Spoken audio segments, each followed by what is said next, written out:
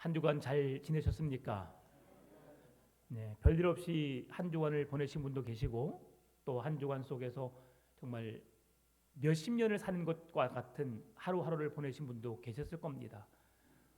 그러나 그 모든 하루하루 속에서 하나님은 우리와 늘 함께 하시고요. 우리에게 찾아오셔서 위로하시고 사랑한다고 속삭일 겁니다. 여러분 새 힘 얻으시고 일어서시고 큰 은혜로 서시기를 바랍니다. 오늘 본문의 말씀은 14절에서 그제야 끝이 오리라는 말씀의 성취로 이 땅에 하나님의 종말이 올 것을 이야기하고 있는데요. 그 말씀이 성전의 종말을 암시하든 이 세상의 끝을 의미하든 반드시 그 마지막에 올 것을 성경은 말씀해 주고 있습니다. 이 마지막에 일어날 일들은 특별히 거짓 선지자들의 예언과 거짓 그리스도들이 출현하여서 내가 그리스도라 많은 믿는 사람들을 미혹하게 될 것을 말씀하고 있는데요. 오늘 우리가 어떻게 해야 그 이단의 영에 거짓 그리스도와 선지자의 말로 인하여 구별하여서 하나님의 거룩한 백성으로 영원한 하나님의 나라의 잔치에 들어갈 수 있을까를 오늘 생각해 보길 원합니다. 마태복음 24장은 두 부분으로 나누어집니다. 1절에서 35절 말씀 보게 되면 AD 70년 로마의 디도에 의해서 파괴될 예루살렘 성전에 대한 예언을 말씀하고 있고요. 36절에서 51절 말씀은 그리스도의 재림과 세상의 종말에 대해서 말씀해 주고 있습니다. 오늘 말씀을 통해서 예수님과 제자들의 대화가 이어지고 있는데 오늘 본문의 1절 말씀 보게 되면 그 대화가 성전에서 시작되고 있음을 성경은 말씀해 줍니다. 이스라엘 백성들에게 성전은 매우 귀한 곳이었습니다. 성전이 성전으로 되기 전에 그들은 성막에서의 삶을 살게 되었는데요. 여러분 잘 알고 있는 대로 성막은 어떤 곳입니까?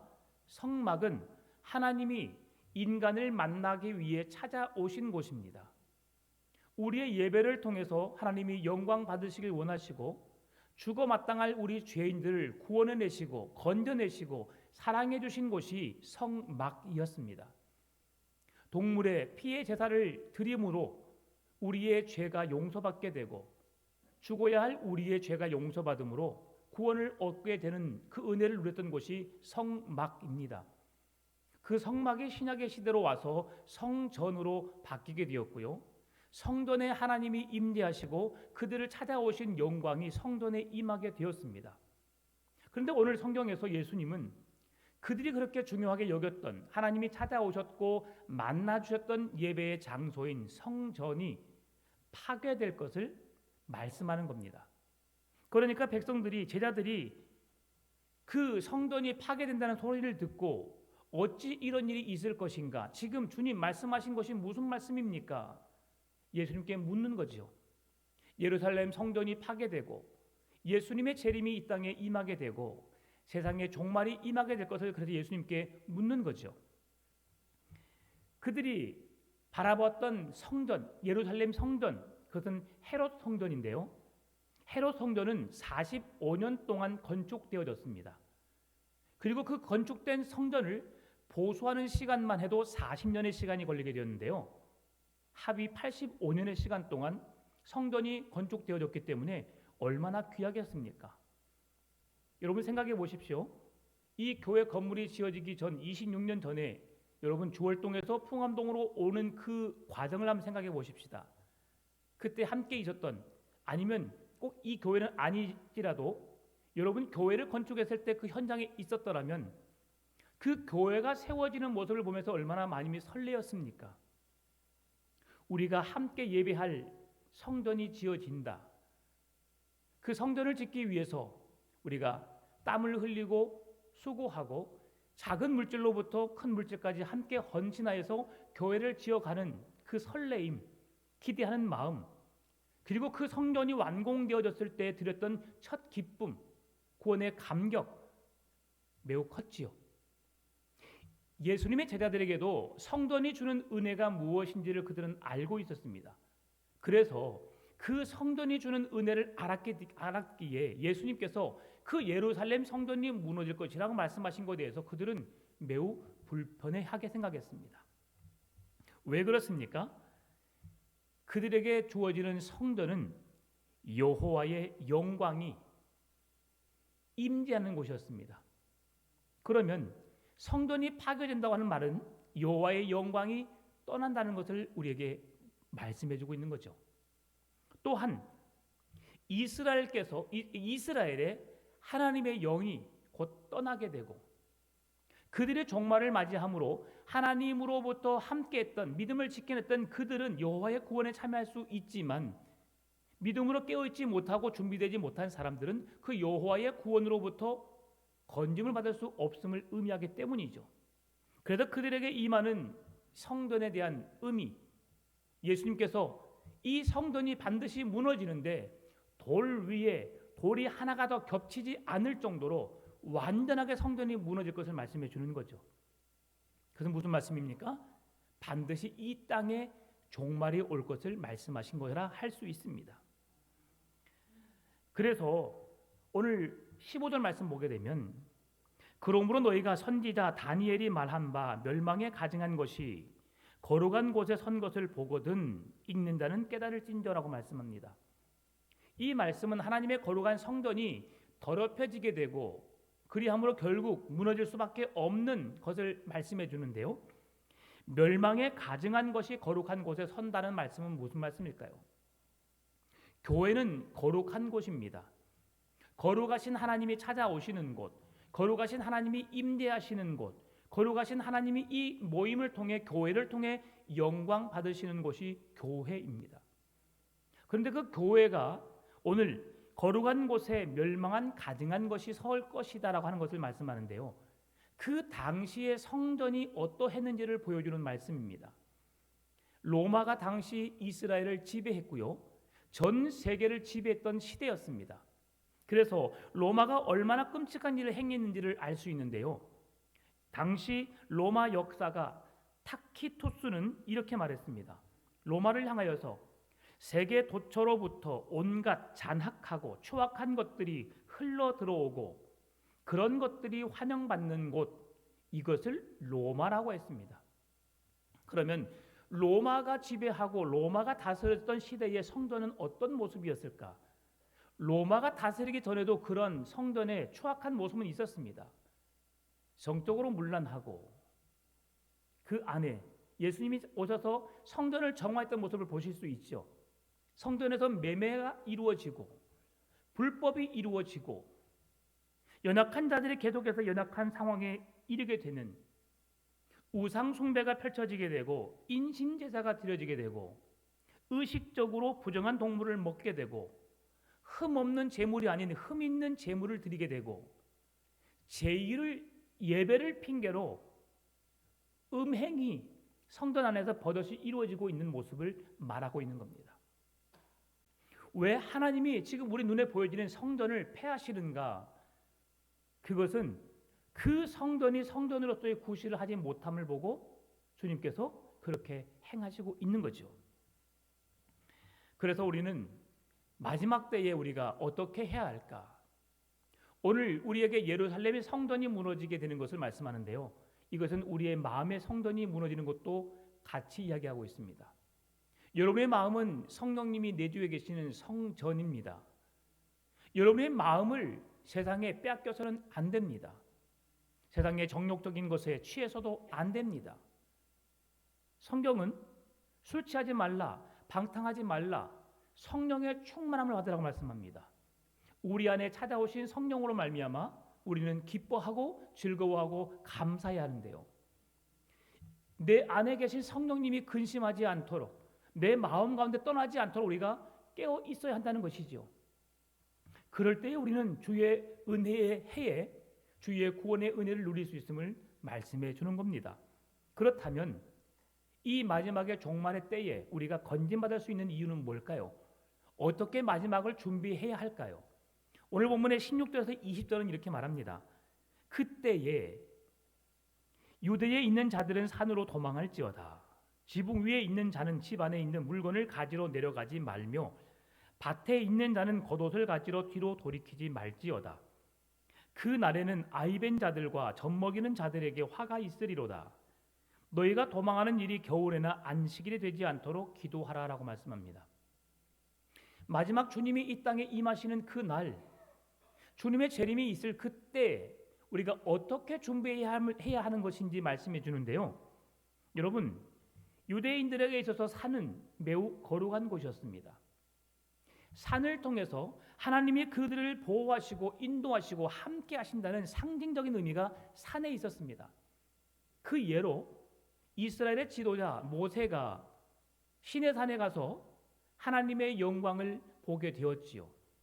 그리고 시내산에서 하나님의 말씀인 십계명을 받게 되었습니다.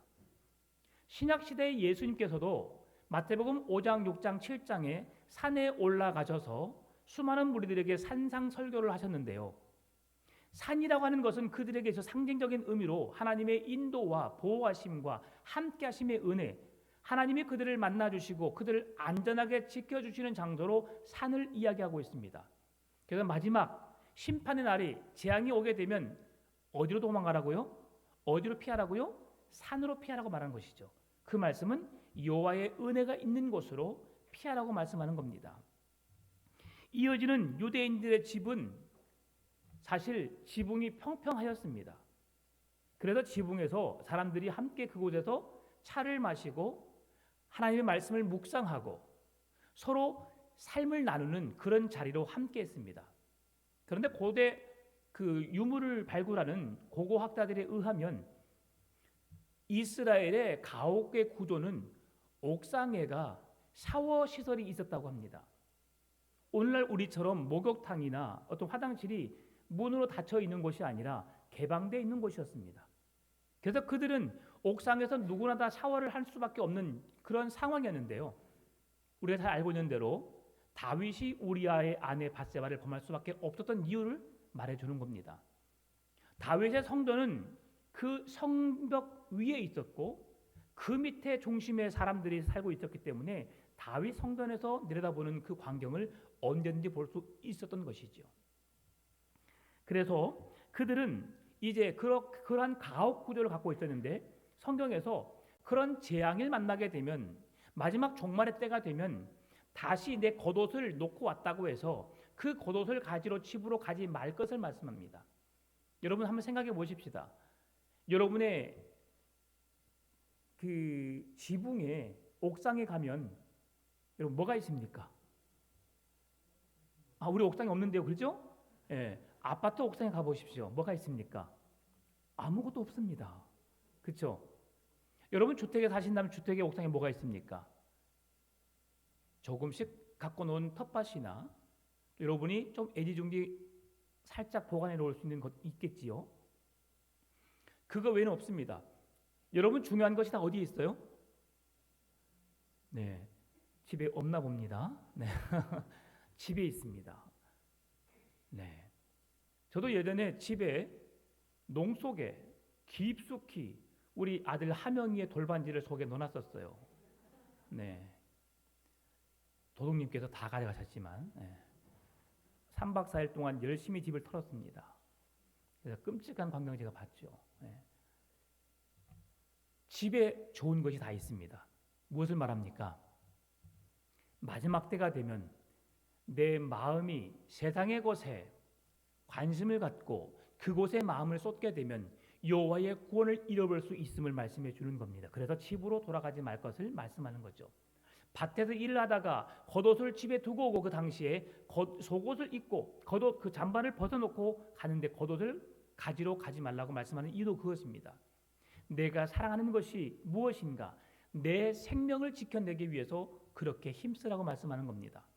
왜 아이벤 자가 아이를 가진 자가 젖먹이는 아이를 가지고 있는 자가 화를 당할 것이라고 성경 말씀할까요? 마지막 때가 되면 여러분 환란이 임한다고 말합니다. 재앙이 임한다고 말합니다. 그러면 뱃속에 아이를 가진 분이 달리기를 잘 할까요? 예. 여러분 제가 달리기를 잘하게 보입니까? 못하게 보입니까? 맞습니다. 잘 못합니다. 예. 지금 몸이 커져서 못하죠. 그런데요, 제 몸도 제가 추스릴지 모르는데 만약에 제가 아이를 가졌다 생각해 보십시다. 지금도 90kg인데 15kg 된 아이를 담았다면 제가 얼마나 더 힘이 들겠습니까? 이것을 말하는 겁니다. 아이를 갖지 말라는 것이 아니라 마지막 때가 되면 그 아이를 갖는 것 또한 박해가 있기 때문에 어려움을 겪을 수 있다는 거지요. 젖먹이는 아이를 누가 보호해야 합니까? 부모가 보호해야 합니다. 그러나 젖먹이는 아이로 인하여서 내가 도망을 쳐야 되고 내가 피해야 되는데 아이로 인하여서 핍박이 오고 박해가 왔을 때 어려움을 당할 수 있다는 거죠. 왜 겨울에 그리고 왜 안식일에 여호와의 날이 하나님의 임재림이 임하는 것을 피하게 해달라고 기도하라 할까요? 여러분, 겨울은 그 당시에 그 나라는 겨울의 우기입니다. 겨울에 비가 많이 오는데요. 겨울에 비가 많이 오다 보니까 여러분 도망을 가야 되는데 그때 당시에 이렇게 좋은 도로가 있었겠습니까? 없었습니다. 다 땅이죠. 흙이죠. 비가 오고 나면 어떻습니까? 다 물러집니다. 쉽게 도망갈 수 없습니다. 어렸을 때 비 오는 날 고무신 신고 달려보셨지요?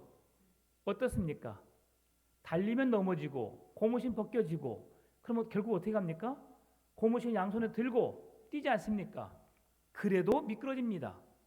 쉽지 않은 일이죠. 그런데 겨울에 그 추운데 비가 많이 오는데 도망할 수 없음을 말씀해 주고요. 특별히 그들은 율법을 중시했기 때문에 율법에 의하면 주일날 먼 거리를 이동할 수 없다고 성경은 말씀해 주는데 그들이 주일에 걸을 수 있는 거리가 1.8km였습니다. 우리 교회로부터 1.8km 내외 계신 분 계십니까? 일순 권사님, 정기태 집사님 가정, 네, 합격입니다. 네, 동부 센트리빌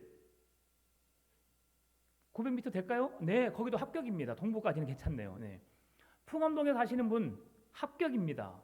900km 내외가 안 된 것 같아요. 아, 이분들은 거룩한 주의를 지킬 수 있습니다. 그 외의 분들 왕복이 1.8km니까 900km 내외, 900m 내외여야 합니다. 그러면 이 사람들은 주의를 범한 자들이 되었지요. 그 율법에 의하면 그들은 주일날 움직일 수 없습니다. 도망을 가야 합니다. 성경은 무엇을 말씀합니까? 어려운 상황이 있으면 피하라고 말씀하는 겁니다. 바보처럼 그곳에 머물러 있으면서 그 어려움을 당하라고 말씀하지 않습니다. 그러면 그들이 만약에 주일에 여호와의 재림이 임하고 그들에게 박해가 오게 되면 그들은 1.8km 이상 도망갈 수 없습니다. 달려가다가 1.8km에서 어떻게 합니까? 멈춰 서야 합니다. 이것이 주의를 지키는 겁니다. 그러면 그들에게 재앙이 임한다고 성경은 말씀해 주고 있죠. 여러분, 그러한 그들에게 재앙이 임하는 여러 가지 많은 과정 속에서 그들을 피하라고 말씀하는 이유가 무엇입니까? 그들에게 여호와의 구원의 은혜를 입을 수 있는 삶을 살도록 하나님이 그렇게 배려해 주시기 위함이었던 것이죠. 여러분, 그 당시에 환란이 얼마나 크고 심각했는지를 볼 수 있는데 오늘 본문의 21절 말씀입니다. 이는 그때에 큰 환란이 있겠습니다. 창세로부터 지금까지 이런 환란이 없었고 후에도 없으리라. 여러분, 마지막 주님이 재림하시는 그 날을 보게 되면 그때에 큰 어려움이 있게 될 것을 말씀해 주는데요. 엄청난 큰 재해와 핍박이 있음을 말씀해 주는 겁니다. 그런데 이 말씀이 그 당시의 말씀으로 합당하지 않다고 볼 수 있는 건 뭐냐면 여러분, 예수님이 2000년 전에 이 복음을 전하였고 그들이 마지막 주님이 십자가에 못 박혀 죽는 그 순간에 로마의 4년 동안의 압제가 있었고 그들을 억압했던 시간이 힘들었을까요? 아니면 여러분이 잘 알고 있는 대로 2차 세계대전이 더 힘들었을까요? 2차 세계대전은 전 세계적으로 끔찍한 날입니다. 어떤 날이 더 힘들었을까요? 2차 세계대전에 비하면 2000년 전의 그 사건은 비할 바가 아니죠. 그러면 오늘 성경에서 왜 지금까지 이런 환란이 없었고 후에도 없으리라고 말씀하신 말씀은 무엇을 말씀하는 걸까요? 바로 마지막에 임할 예수님의 재림에 대한 말씀이라고 할 수 있습니다. 당시 로마가 얼마나 악랄했는가. 예루살렘 성전을 산산조각 냈고요. 도성은 쓰레기 더미가 되게 만들었고요. 100만 명 이상의 유대인들을 죽였고요. 10만 명 이상의 사람들을 포로로 붙잡아 갔습니다. 이런 로마의 끔찍한 일들이 그 시대에 일어나고 있었는데요.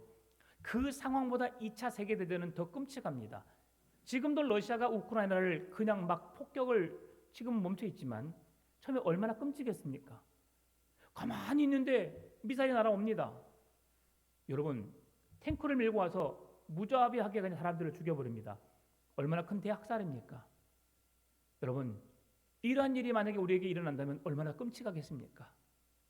그래서 우리는 죽는 것을 두려워하는 것이 아니라 우리가 가는 믿음을 지켜내기 위해서 우리는 노력해야 할 것입니다. 22절 말씀 보게 되면 그 날들을 감하지 아니하면 모든 육체가 구원을 얻지 못할 것이나 그러나 택하신 자들을 위하여 그 날들을 감하시리라. 얼마나 끔찍한 일이 일어나게 되면 주님은 우리가 그 믿음을 잃어버릴까 봐 그 믿음을 지켜주시기 위해서 어떻게 하신다고요? 그 환난의 날을 감해 주신다는 겁니다. 그만큼 하나님은 여러분을 사랑하고 계십니다. 여러분 몸부림치고 있는 고통 속에 있고 힘들어한 여러분을 누구보다 잘 아시는 분이 하나님이십니다. 여러분 어린 아이가 아플 때 어떻게 하십니까? 계속 아파? 그래. 자고 일어나면 괜찮아질 거야? 그래, 잘 자. 여러분 그리고 침실로 들어갑니까? 아니죠. 아이가 아프면 내가 아픈 것보다 더 고통스러워서 그 아이 옆을 지킵니다. 그리고 그 물수건으로 그 아이의 머리에 대고요. 온도를 체크하고요. 밤새 무슨 일이 있을까 없을까 정말 근심 걱정하면서 그 아이 옆을 지킵니다. 여러분의 남편이 여러분의 아내가 아프면 어떻습니까? 처음에 연애할 때는 지켜주는 척 했지요. 지금은 아파? 약 먹어. 시간 지나면 그냥 나을 거야. 이것이 우리의 현실입니다. 그냥 귀찮아서가 아니라 우리는 성인이기에 지켜낼 수 있음을 알기에 이제 내 몸이 피곤하기 때문에 조금 귀찮아서 덜 신경을 씁니다. 그러나 자녀들은 어떻습니까? 너무 마음이 찢어질 정도로 아픕니다. 우리 신영자매가 사고를 당했을 때 우리 집사람 어떠셨어요? 뭔 일이 이런 일이 있는고 막 하늘에 무너진 것 같은 아픔이 있었을 거예요. 그래서 이 말 참 다행이죠. 얼마나 감사한지 몰라요. 그게 부모의 마음이에요. 하나님 아버지의 마음이 이렇다는 거예요. 여러분이 고통당하고 어려워하는 것 하나님은 더 마음 아파하십니다. 여러분의 자녀가 아파하는 것 힘들어하는 것을 여러분이 두고 볼 수 없는 것처럼 하나님은 더욱 그렇습니다. 하나님은 졸지도 주무시지도 아니하시고 눈동자처럼 여러분을 지키시는 분이 하나님이십니다. 그 하나님이 여러분이 환난을 당하는데 재앙을 당하는데 가만히 내버려 두시겠습니까? 그래서 그 날이 속히 임하도록 그 날이 더 오래 지속되지 않도록 그 날을 감해 주신다는 것이 하나님의 은혜요 여러분을 향한 사랑임을 기억하시기 바랍니다.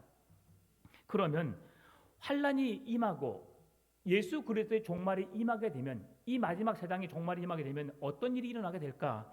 오늘 본문의 23절 26절 말씀입니다. 그때에 사람이 너희에게 말하되 보라 그리스도가 여기 있다 혹은 저기 있다 하여도 믿지 말라. 거짓 그리스도들과 거짓 선지자들이 일어나 큰 표적과 기사를 보여 할 수만 있으면 택하신 자들도 미혹하리라. 보라 내가 너희에게 미리 말하였노라. 그러면 사람들이 너희에게 말하되 보라 그리스도가 광야에 있다 하여도 나가지 말고 보라 골방에 있다 하여도 믿지 말라. 아멘. 마지막 시대에 여러분 거짓 그리스도가 거짓 선지자들이 메시지를 전한다고 합니다. 그들 또한 이적과 기사를 행하며 우리의 마음을 미혹한다고 합니다. 여러분 이단의 영에 빠지는 이유가 뭡니까? 그들에게 관심을 갖기 때문입니다. 지금 우리나라에만 해도 내가 그리스도다 하나님의 영이 내게 임하였다라고 말하는 사람이 50명이 넘습니다. 어마무시하죠. 드러난 종교들만 지금 우리가 손꼽히는 것이고요. 넷플릭스에서 여러분 나는 신이다라고 하는 프로그램이 있습니다. 혹시 기회 되시면 보시기 바랍니다. 그건 하나의 빙산의 일각에 불과합니다. 보여지는 부분밖에 안 돼요. 그 밑에 감추어진 것이 얼마나 더 큰지 모릅니다. 여러분 계속해서 종교계를 아프게 하고 있고요. 많은 사람들로 하여금 그 하나님을 저버리게 하는 일들이, 끔찍한 일들이 계속해서 일어나고 있습니다. 그들이 어떻게 접근하는지 아십니까? 우연을 사칭하여 필연인 것처럼, 너에게 관심이 있었던 것처럼 접근합니다. 제 조카 하나가 신천지에 빠졌더랬습니다. 한 2개월 정도. 깜짝 놀랐죠. 고등학교 때 친구인데, 고등학교 때 친구가 잠깐 연락을 한 거예요. 거의 말도 섞지 않고 그를 그냥 너 그래 그 이름만 기억할 수 있을 정도인데 어떻게 전화번호를 알았는지 전화를 했다는 거죠. 커피 한잔 마시자. 한 만나고 싶어. 오랜만에 친구가 이야기하니까 만나러 갔죠. 그러면서 엄청 친한 것처럼 이야기하고 접근하고, 또 다음에 만나자 약속을 하고, 다음에 또 만났는데 또 새로운 친구를 데리고 와서 친구로 소개하고 그 친구에게 온갖 정성을 다 쏟는 거죠. 그러니까 조카가 참 너 괜찮았구나 라는 마음을 느끼게 된 거죠. 그러다가 그 집단에 들어가서 교육을 받는 상황이었습니다. 또 우리 그 조카의 언니 된 조카가 참 지혜로웠습니다. 그 아이의 생활 패턴을 알고 있었던 터라 늦은 저녁에 새벽에 어떤 사람과 카톡을 하고 이야기를 하고 주고받는 것을 알게 된 거죠. 저런 일이 없었는데 무슨 일이지 하면서 그 방을 갔더니 그 동생이 핸드폰을 열어놓고 화장실을 갔었던 것 같습니다. 그리고 그 대화 내용을 훔쳐보려고 하는 것이 아니라 화면이 켜져서 봤더니 끔찍한 내용이 들어있는 거죠. 그래서 그걸 복사해서 저에게 보내줬습니다. 그 소리를 듣고 머리끝부터 발끝까지 제가 소름이 쫙 돋았고요. 갑자기 힘이 쫙 빠지더라고요. 이거 큰일 났다. 그리고 다음날 아침 일어나자마자 조카 집으로 갔어요. 어디 나가지 못하게 만들고 큰 조카와 둘째 조카를 데리고 제가 이야기를 해줬습니다. 신천지가 어떠한지를. 그리고 셋이서 펑펑 울면서 같이 그 자리에서 나오게 되었어요. 끔찍합니다. 우리가 알고 있는 진리 되신 하나님을 여러분 알지 못하게 만듭니다. 분명히 우리가 생각해야 될 것은 교회 밖에서 만나는 사람들을 조심하십시오. 그냥 차 한잔 마실 수 있습니다. 그 관계가 깊어지면 깊어질수록 문제가 있을 수 있습니다. 밖에서는 성경 공부, 밖에서는 좋은 유능한 목사님 말씀 듣자고 여러분 꼬드기는 거 절대 넘어가지 마십시오. 성경에서 분명히 말씀해주고 있습니다. 그렇게 미혹하는 사람이 분명히 있을 것이다. 그리스도가 여기에 있다. 광야에 있다. 너희 안방에 있다. 라고 말할 수 있고 기적과 표적을 행하면서 우리를 미혹할 수 있다고 말합니다. 절대 넘어가지 마십시오. 여러분 열심을 가지시고 우리 교회는 왜 이런 걸 안 해? 왜 이렇게 열심히 없어? 라고 생각하지 마시고 여러분이 스스로 성경 공부의 자리로, 예배의 자리로 나오시기 바랍니다. 이제 여러분 많이 기다리셨죠? 제가 여러분을 좀 귀찮게 하렵니다. 앞으로는 계속해서 귀찮게 할 겁니다. 여러분은 구원 받으셨습니까? 진짜 구원 받았습니까? 여러분을 제가 계속 괴롭힐 겁니다. 왜 그렇습니까? 믿음 안에 견고히 서게 하기 위한 제가 목사로서 여러분에게 책임이 있기 때문에 이제 앞으로 성경 공부도 많이 할 겁니다. 그리고 여러분 훈련을 많이 시킬 겁니다. 그리고 여러분 주의 몸된 교회를 섬기고 전도하는 일에 주력하도록 제가 만들 겁니다. 그것이 우리에게 주어진 사명이기 때문에 그런 거죠. 가짜를 분별할 수 있는 방법이 뭘까요, 여러분? 어떻게 하면 가짜를 분별해낼 수 있죠? 가짜를 갖다 놓고 이렇게 저렇게 연구하면 가짜를 알 수 있을까요? 아닙니다. 가짜를 알려면 진짜를 확실하게 알면 됩니다.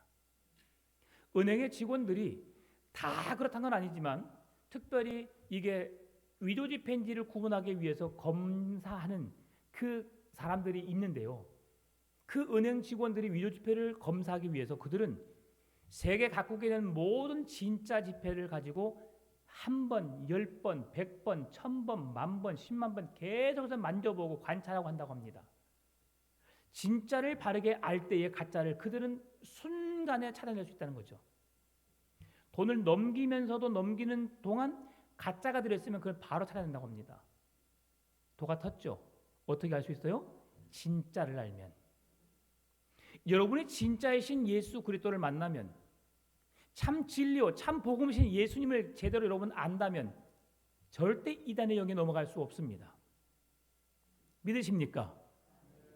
여러분, 이단의 영에 미혹되면 끝납니다. 한번 미혹되면 여러분, 그 사람들은 교회로 돌아오기가 쉽지 않습니다.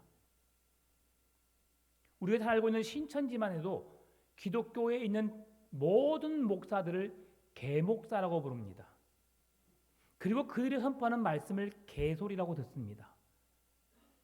그러면 신천지에 빠진 사람들이 와서 이 말씀 드리면 저 목사 개소리 하고 있네, 저건 다 개소리야 라고 생각한다면 여러분, 말씀의 은혜를 받을 수 있겠습니까? 절대 그 사고가 깨어지지 않습니다. 한번 우리의 뇌리에 뭔가가 꽂히게 되면 여러분, 그 꽂힌 말씀을 여러분 버리기 위해서, 회복하기 위해서 얼마나 힘든지 아십니까? 그래서 우리는 진짜이신 참 복음을 알아야 합니다. 예수 그리스도의 복음으로 가까이 나가기 위해서 우리가 해야 될 일이 있습니다. 무엇입니까? 말씀을 묵상하는 겁니다. 예배 자리로 나와서 하나님의 말씀을 듣는 것입니다. 수많은 사람들이 그리스도가 어디 있느냐 물을 때에 그 말에 현혹되지 말고, 여기서 저기서 큰 능력을 행한다, 예언을 행한다, 투시를 본다, 여러분 괜찮습니다. 그들은 그들 나름대로 그런 능력 있는 삶을 살라고 하십시오. 여러분은 말씀이신 그리스도를 믿으면 되는 거예요. 그 하나님 은혜 안에 살아가면 되는 겁니다. 우리 교회 안에 능력이 나타나지 않습니까? 괜찮습니다. 말씀이신 그리스도가 우리와 함께 있으면 내가 느끼지 못할 능력이 우리의 삶에 나타나게 되는 역사를 경험하게 될 줄 믿습니다. 말씀 위에 믿음이 서 있으면 하나님은 여러분을 통해서 일하십니다.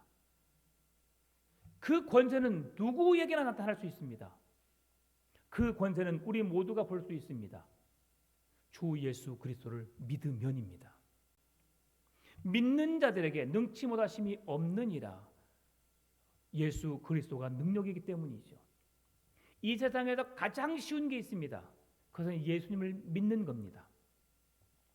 그분이 우리를 위해서 이 땅에 오셔서 하나님이신 예수님이 성육신하여 주심으로 이 땅에 오셨고, 그 예수님이 우리의 죄를 용서하기 위해서 십자가 못 박혀 죽으셨고, 사망 권세를 깨뜨리고 3일 만에 부활하셔서 우리에게 부활의 산 소망이 되어주셨고, 다시 하늘로 올라가셔서 다시 올라간 그대로 내려오시겠다고 약속하신 그 주님께서 우리에게 구원을 주셨는데, 그 예수님을 믿으면 구원입니다. 이렇게 쉬운 것을 왜 안 믿을까요? 하나님보다, 믿음보다, 구원보다 세상의 것이 더 좋기 때문이죠. 그걸 받을 준비가 되어 있지 않기 때문에 믿음을 갖지 않는 겁니다. 이처럼 쉬운 것을 왜 못 믿을까요? 그래서 구원은 누구나 받을 수 있는 것이 아닙니다. 누구에게나 열려 있지만 하나님의 선물이라고 말씀하시는데요, 선물을 내가 받는 자에게 구원이 임하게 되는 겁니다. 여러분, 이 구원을 놓지 않으시길 바랍니다. 이 구원이 가장 값진 선물입니다. 이 구원의 은혜의 자리를 벗어나지 않기를 바랍니다. 세상의 것을 다 잃는다 할지라도 하나님의 이름만은 잃어서는 안 됩니다. 오늘 본문의 27절 말씀 보게 되면, 번개가 동편에서 나서 서편까지 번쩍임 같이 인자의 임함도 그러하리라.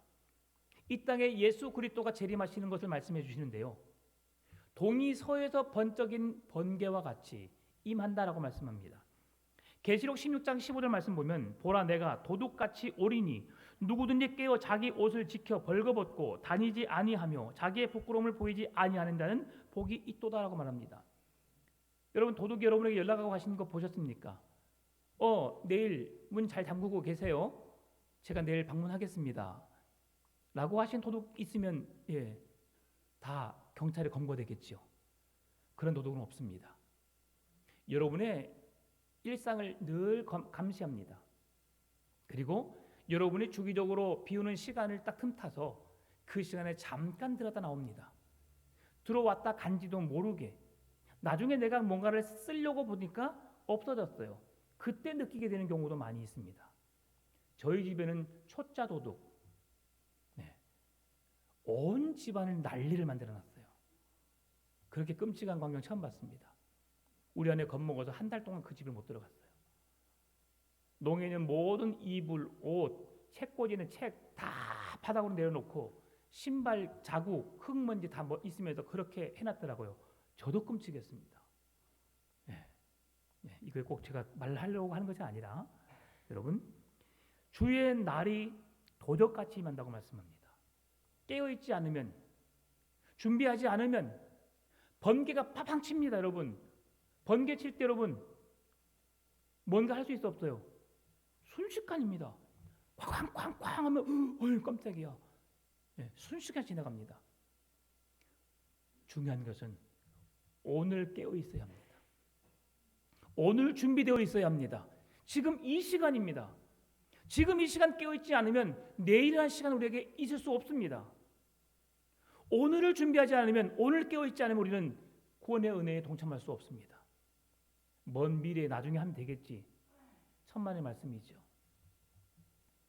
그래서 베드로전서 5장 8절 9절은 근신하라 깨어라 너희 대적 마귀가 우는 사자같이 두루다니며 삼킬 자를 찾나니 너희는 마음을 굳건하게 하여 그를 대적하라. 이는 세상에 있는 너희 형제들도 동일한 고난을 당하는 줄을 알미라. 아멘. 근신하라 깨어라. 29절 31절 오늘 본문의 말씀. 그날 환난 후에 즉시 해가 어두워지며 달이 빛을 내지 아니하며 별들이 하늘에서 떨어지며 하늘의 권능들이 흔들리리라. 그때에 인자의 징조가 하늘에서 보이겠고 그때에 땅의 모든 족속들이 통곡하며 그들의 인자가 구름을 타고 능력과 큰 영광으로 오는 것을 보리라. 그가 큰 나팔 소리와 함께 천사들을 보내리니 그들이 그의 택하신 자들을 하늘 이 끝에서 저 끝까지 사방에서 모으리라. 아멘. 주님의 재림은 그리스도가 여기 있다 저기 있다 말하지 않는다는 겁니다. 절대 미혹하지 마십시오. 미혹되지 마십시오. 이단의 영은 그리스도가 재림했다고 말합니다. 그 영이 지금 그에게 임했다고 말합니다. 지금요 신천지가 하고 있는 게 뭔지 압니까? 이만에게 임했던 영 옮기기를 하고 있습니다.